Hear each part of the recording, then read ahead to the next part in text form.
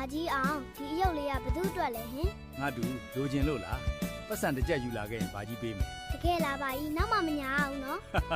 မညာပါဘူးကွာမုံတွေကစားကျင်စရာပဲဒါပေမဲ့ငါမစားဘူးအယုတ်လေးဝယ်ဖို့ပတ်စံစုရမယ်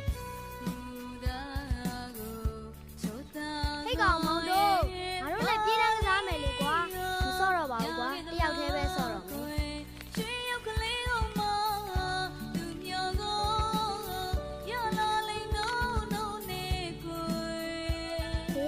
48 49 50ပြည့်ပြီကွာ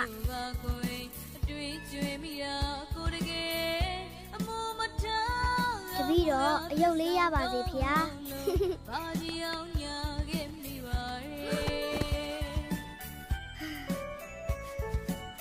ဘာမှဖြစ်ဘူးငါအယုတ်လေးစီရောက်တော့မယ်